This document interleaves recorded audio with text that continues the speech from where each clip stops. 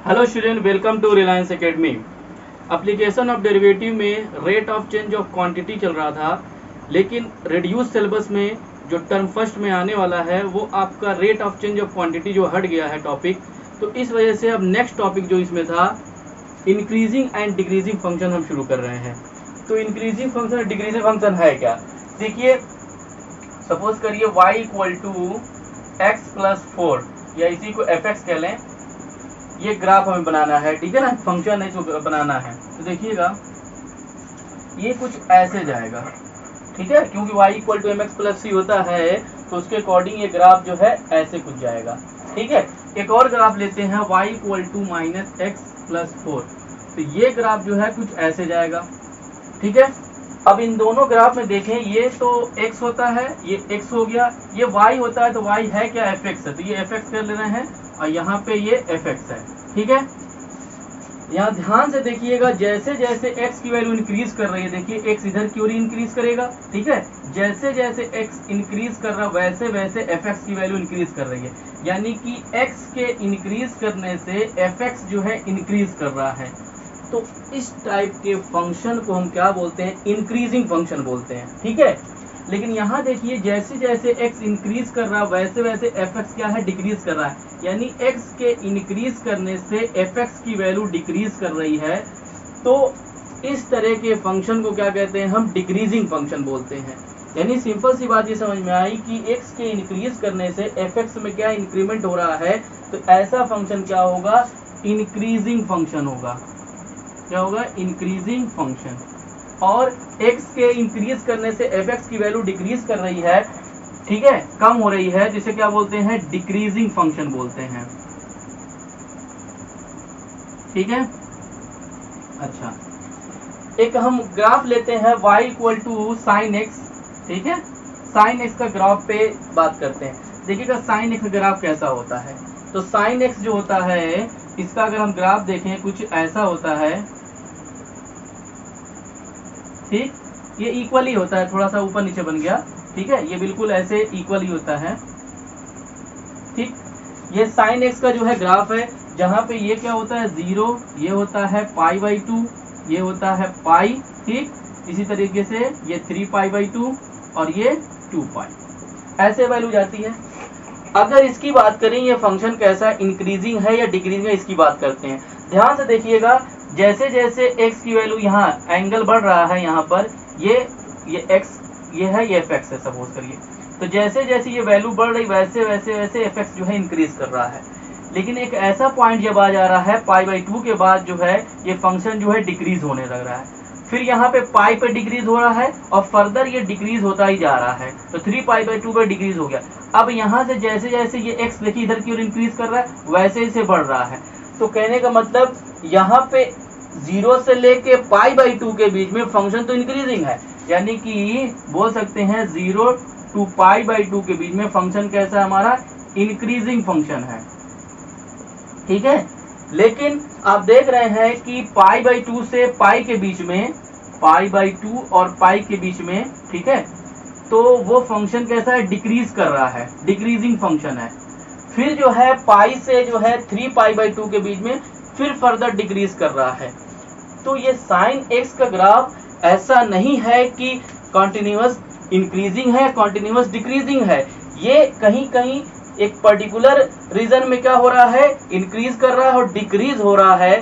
तो इस तरह के फंक्शन को हम क्या कहते हैं, नेदर इंक्रीजिंग नॉर इंक्रीजिंग, ठीक है, यानी कि सॉरी नॉर डिक्रीजिंग। तो इस तरह के फंक्शन को हम नहीं बोल सकते हैं कि पर्टिकुलरली एक इंक्रीजिंग है या डिक्रीजिंग है। जहां कहीं भी इंक्रीजिंग और डिक्रीजिंग कंसेप्ट दोनों आता है एक साथ, तो इस फंक्शन को ना ही हम इंक्रीजिंग बोल सकते हैं और ना ही जो है डिक्रीजिंग बोल सकते हैं। तो इस वजह से इसको कहा जाएगा नेदर इंक्रीजिंग नॉर डिक्रीजिंग। ये बात समझ में आ गई। बात करते हैं, देखिएगा ये ग्राफ में क्या है, एक ये है, एक ये है, एक ये, ऐसे बने हुए हैं, ठीक है। इसमें जरा ध्यान से देखिए, ये ऐसा ग्राफ है, ये कॉन्टिन्यूअसली इंक्रीज कर रहा है, कॉन्टिन्यूअसली ये इंक्रीज कर रहा है, कहीं ऐसा नहीं है कि वो कांस्टेंट हुआ है। लेकिन जैसे उसके नीचे देखते हैं तो ये देखिए ये इंक्रीज किया और फिर यहाँ पर देखिए ये पैरेलल हो गया इसके, यानी कांस्टेंट हो गया है, ठीक है, इंक्रीज नहीं किया है, उसके बाद फिर इंक्रीज कर रहा है। यहाँ तो कॉन्टिन्यूअस इंक्रीज कर रहा है, यहाँ पे क्या हो रहा है, इंक्रीज कर रहा है, लेकिन एट ए टाइम क्या हो रहा है, रेस्ट में, यानी कि वो इंक्रीज नहीं कर रहा, कांस्टेंट है, फिर इंक्रीज कर रहा है। तो इसको और इसमें क्या फर्क है, इसको बोलते हैं इंक्रीजिंग फंक्शन, सॉरी, इसको बोलते हैं स्ट्रिक्टली इंक्रीजिंग फंक्शन, ठीक, और इसको बोलते हैं सिर्फ इंक्रीजिंग फंक्शन, ठीक। इसको इंक्रीजिंग फंक्शन बोलेंगे और इसको क्या बोलेंगे, स्ट्रिक्टली इंक्रीजिंग फंक्शन बोलेंगे, ठीक है, क्योंकि ये कॉन्टिन्यूअसली विदाउट एनी कंडीशन जो है, कहीं ऐसा नहीं कांस्टेंट हो रहा है, ये कॉन्टिन्यूअस बढ़ रहा है, इस वजह से इसको क्या बोलेंगे, स्ट्रिक्टली इंक्रीजिंग। यहाँ देखते हैं, देखिए यहाँ कहीं ऐसा नहीं हो रहा है, यानी डिक्रीज हो रहा है, तो कहीं कांस्टेंट नहीं है, इस वजह से इसको बोलते हैं स्ट्रिक्टली डिक्रीजिंग फंक्शन, ठीक है। और यहाँ पे देखिए ये फंक्शन ऐसे हुआ, फिर कांस्टेंट हो गया यहाँ पर, यानी कि वो जो है डिक्रीज नहीं किया और फर्दर यहाँ डिक्रीज करने लगा, इस वजह से इसे बोलेंगे डिक्रीजिंग फंक्शन, ठीक है। अच्छा, ये वाला एक ग्राफ लास्ट वाला देखते हैं, तो देखिए ये फंक्शन जो है लगातार कहीं एक पर्टिकुलर जो है इंटरवल में इंक्रीज कर रहा है, डिक्रीज कर रहा है, इस वजह से इसको क्या बोलते हैं, नेदर इंक्रीजिंग नॉर डिक्रीजिंग, ठीक है, ये चीज हो गया। अच्छा, अब हम बात करते हैं कि इसको जो है मैथमेटिकली कैसे लिखेंगे, ठीक है। अच्छा, एक बात और है, जो ग्राफ हमको आसानी से दिख जा रहे हैं उसके बारे में हम बता सकते हैं कि कौन सा इंक्रीजिंग है, कौन सा डिक्रीजिंग है, ठीक है।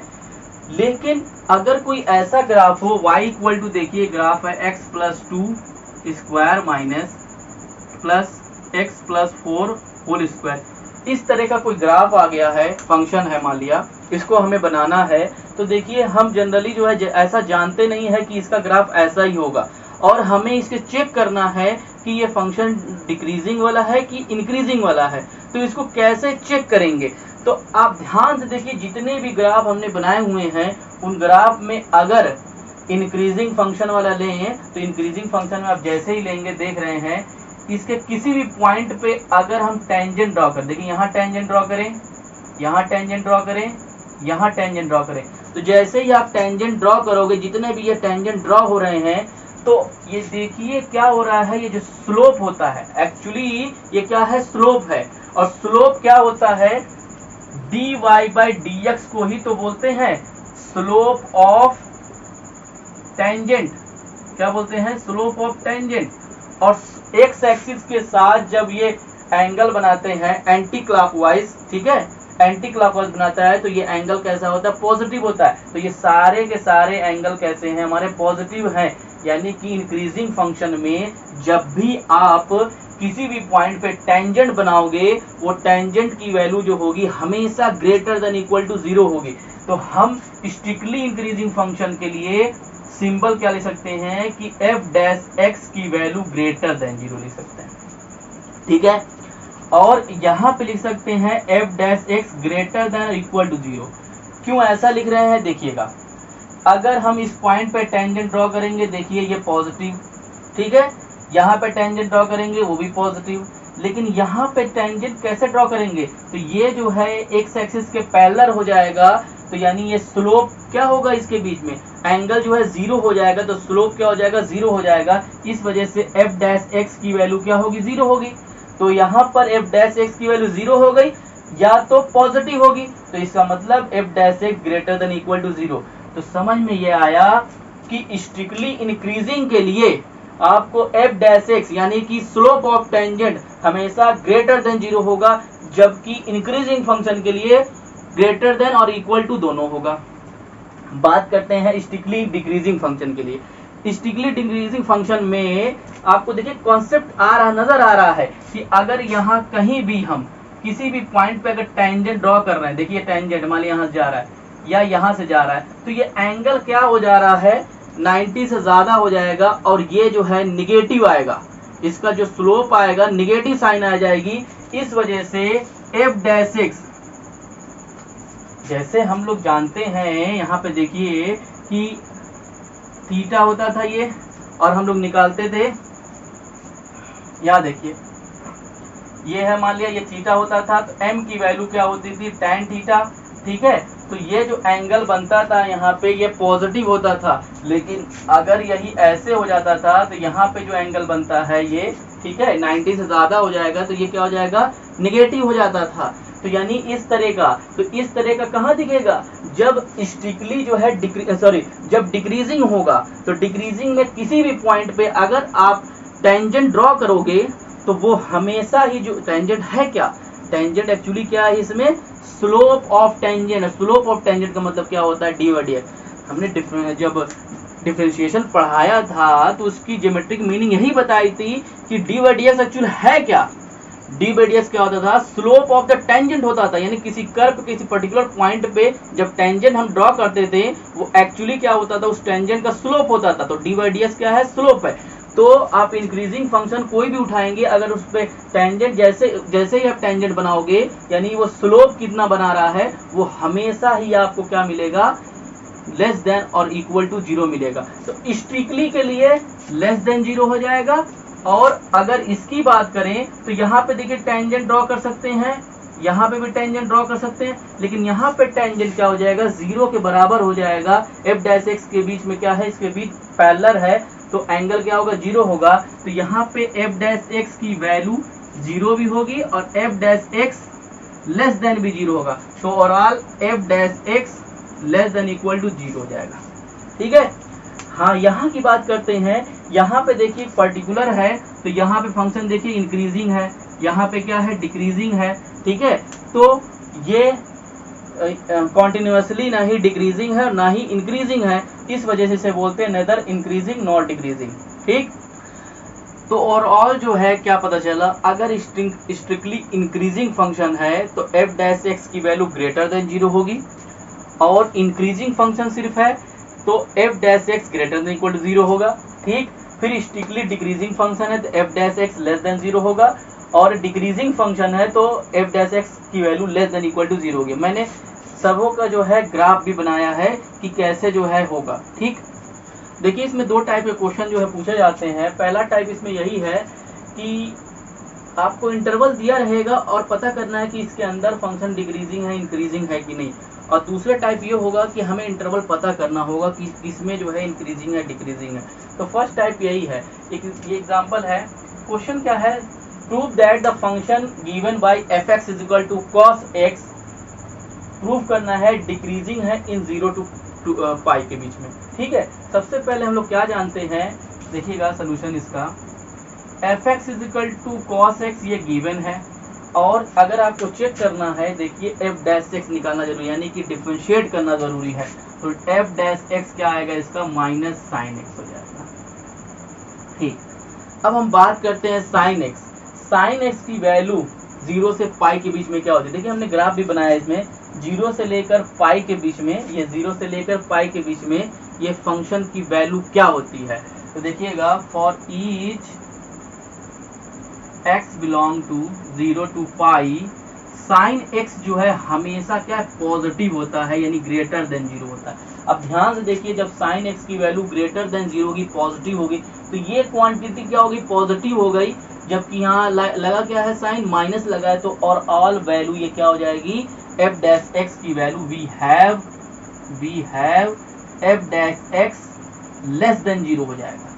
ठीक है, और f dash x less than 0 जब हो जाएगा तो ये क्या दिखाता है, उसमें आते हैं, देखिएगा F dash x less than 0 का मतलब फंक्शन इज स्ट्रिक्टली डिक्रीजिंग है, यानी कि hence function is strictly decreasing. किसमें डिक्रीजिंग है, इन 0 टू पाई के बीच में। सेकंड हमें प्रूव करना है कि इंक्रीजिंग फंक्शन है पाई से 2 पाई के बीच में। तो देखिएगा, पाई से और 2 पाई के बीच में कॉन्टिन्यूसली क्या हो रहा है, वैल्यू निगेटिव होती है, यानी कि हम कह सकते हैं for each x belong to pi to 2 pi, sine x की वैल्यू क्या होती है, लेस देन 0 होती है, यानी निगेटिव वैल्यू होती है। जैसे ही निगेटिव होगी तो यहाँ पे निगेटिव ये वैल्यू और ये निगेटिव क्या हो जाएगा, पॉजिटिव हो जाएगा। Then we have f dash x क्या हो जाएगा, ग्रेटर देन 0 हो जाएगा। ठीक है, और एफ डैश ग्रेटर देन 0 होने से क्या हो जाएगा, function is strictly increasing function हो जाएगा। यानी यहाँ हो जाएगा फंक्शन इज स्ट्रिक्टली इंक्रीजिंग। ठीक है, यहाँ पे डिक्रीजिंग लिखा है तो इसको स्ट्रिक्टली लिख लीजिए और यहाँ पे भी स्ट्रिक्टली लिखिए। ठीक, अच्छा ये प्रूफ हो गया। थर्ड इसमें है कि neither increasing nor decreasing 0 to pi. तो देखिएगा 0 से लेकर 2 पाई के बीच में ग्राफ से ही दिख रहा है।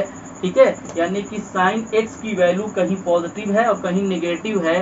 तो इस तरह से हम अबाउट 2 कंडीशन की वजह से है ना, ठीक है ना, 2 कंडीशन की वजह से लिख देंगे कि फंक्शन क्या है, नेदर इंक्रीजिंग नॉर डिक्रीजिंग। ठीक, देखिए सेकंड एग्जांपल है इसमें।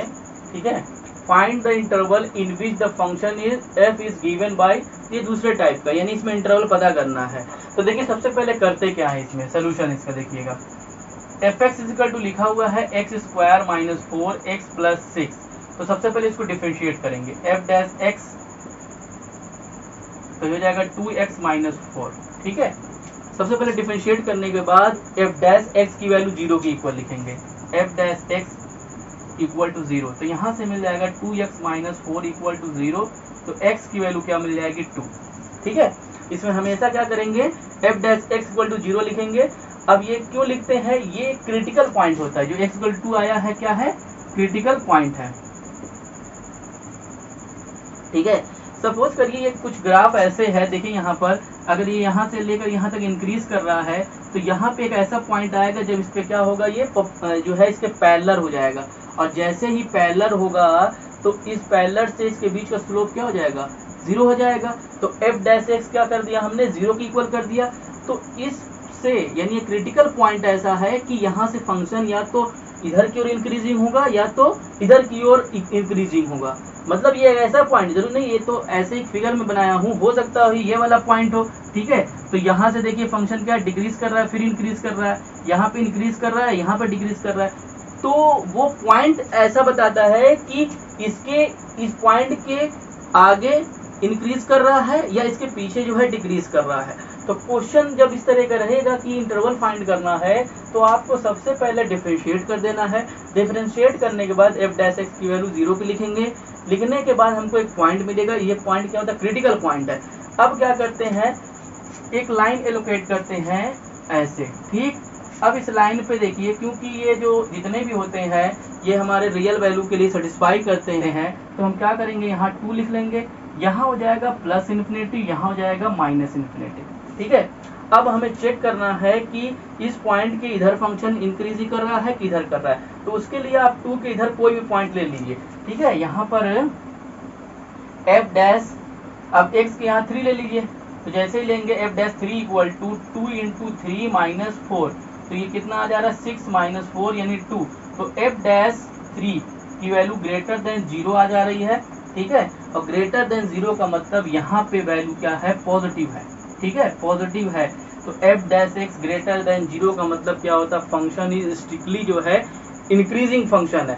यानी कि हम कह सकते हैं इसके लिए, इंक्रीजिंग के लिए क्या कह सकते हैं कि कौन सा इंटरवल है, तो कहेंगे एफ इज इंक्रीजिंग या स्ट्रिक्टली इंक्रीजिंग इन इंटरवल कौन सा है, ओपन इंटरवल 0 से लेकर प्लस इन्फिनिटी के बीच में इंक्रीज कर रहा है। ठीक, अच्छा अब हम यहाँ पे ले लेते हैं कोई 2 से कम कोई भी वैल्यू ले सकते हैं। सपोज करिए हमने ले लिया 1 ले लिया। तो जैसे ही 1 लेंगे तो 2 इंटू 1 माइनस 4, तो ये हो जाएगा माइनस 2। तो एफ डैश 1 लेस देन 0 आ गया। और लेस देन 0 क्या दिखाता है, लेस देन 0 क्या दिखाता है, स्ट्रिक्टली डिक्रीजिंग दिखाता है। यानी हम कह सकते हैं सेकंड का जो इसमें आंसर होगा, इसका आंसर क्या होगा, एफ इज डिक्रीजिंग। अब डिक्रीजिंग है किसमें, इन इंटरवल कौन सा है, देखिएगा माइनस इन्फिनिटी ओपन इंटरवल 2। ठीक है, यानी कि माइनस इन्फिनिटी से 2 के बीच में ये स्ट्रिक्टली जो है डिक्रीजिंग है, और 2 से प्लस इन्फिनिटी के बीच में क्या है, स्ट्रिक्टली इंक्रीजिंग फंक्शन है। तो दो टाइप के क्वेश्चन आपके आएंगे, ठीक है, एक में इंटरवल में और दूसरे में जो है उसमें चेक करना होगा, इंटरवल दिया रहेगा, फंक्शन हमारा इंक्रीजिंग है डिक्रीजिंग है, ठीक है। नेक्स्ट वीडियो में हम लोग आगे जो है एक्सरसाइज को सॉल्व करेंगे। Thank you class.